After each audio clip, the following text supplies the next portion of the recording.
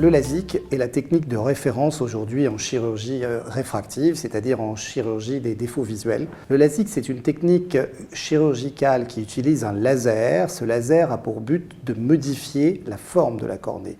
Alors, dans le cas d'une myopie, on va aplatir de la cornée. Dans le cas d'une hypermétropie ou d'une presbytie, on va cambrer la cornée. Dans le cas d'un astigmatisme, ça dépend s'il est myopique ou s'il est hypermétropique. Et à ce moment-là, c'est simplement la moitié d'une cornée que l'on va faire en aplatissement ou en cambrement. Cette technique, elle existe depuis maintenant presque 20 ans. Elle est quand même bien rodée, donc on peut dire qu'on a largement le recul suffisant pour proposer cela à maintenant la plupart des patients qui le peuvent. Et comme vous le savez, il y a aujourd'hui encore des contre-indications à cette technique, puisque les cornées, on va modifier la forme de la cornée, donc il faut être sûr que cette cornée soit modifiable. Le taux de contre-indication est maximum 4%. Alors la technique en elle-même, c'est une technique qui se fait sous anesthésie locale avec des petites gouttes. Ça dure un quart d'heure, 20 minutes pour les deux yeux. C'est absolument indolore. En fait, on va couper une petite lamelle de cornée que l'on soulève, on fait agir le laser qui sculpte la cornée et on repose la lamelle.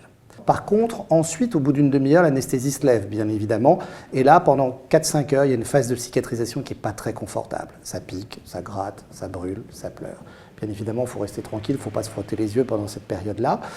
Puis au bout de 4-5 heures, c'est terminé, on n'est plus gêné. On ne voit pas encore très bien, mais on n'est plus gêné physiquement. En général, comme les interventions se font plutôt l'après-midi, on est gêné jusqu'à 20h, 21h. Ensuite, on se repose 2-3 heures, on va se coucher et le lendemain matin au réveil, c'est le bonheur, on n'est plus gêné et on voit bien.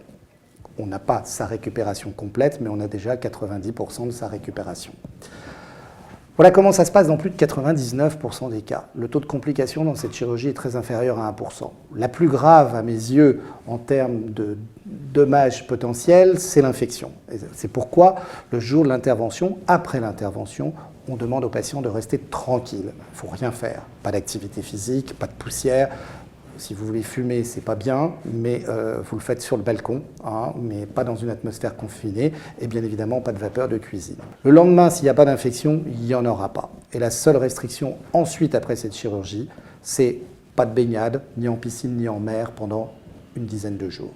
Au niveau des complications, il peut y avoir des complications plus exceptionnelles liées au traitement laser lui-même ou liées à la découpe, mais elles sont très exceptionnelles et aujourd'hui on sait les maîtriser. Maintenant ça fait plus de 17 ans que je fais cette chirurgie, j'ai opéré plus de 10 000 patients, 10 000 lieux plutôt, donc certainement dans les 6 000 patients. C'est mon expérience personnelle, je suis à moins de 20 yeux qui sont moins bien après qu'avant.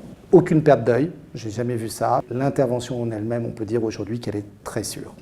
Au niveau de la stabilité, tout dépend de l'âge où on pratique cette chirurgie. Et ça, bien évidemment, ça dépend du type aussi de défaut visuel. Une myopie à 25 ans, elle est stable pendant 20 ans. Une presbytie à 45, elle est stable pendant 5 ans. On peut retenir ça comme délai de stabilité de cette chirurgie.